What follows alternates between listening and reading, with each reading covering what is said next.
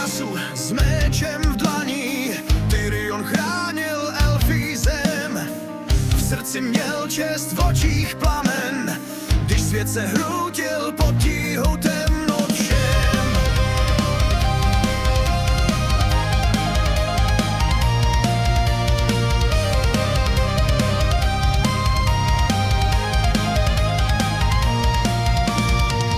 Malekith, syn plamenného krále, trůn mu vzali, prý nebyl čist.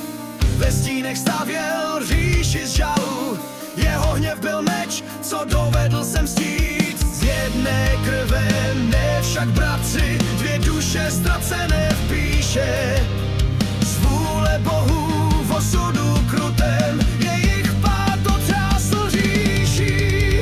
Meč v plameni je z ve věku, krev a hněv se z nebe snes.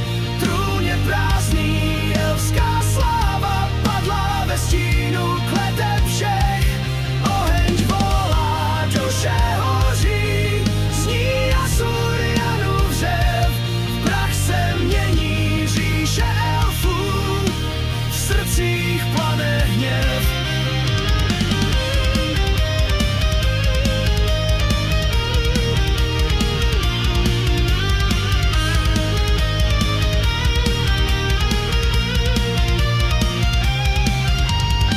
Tyrion hrdina z tváří světla, Chajného zlomil do poslední kosti. Z lásky k zemi vyrostla temnota a pravda schořela v nenávisti. Malekith v ohni přežil smrt, z popela vstal a trůn si vzal. Zatracený princ korunou kletby, když Tyrion do nicoty padal.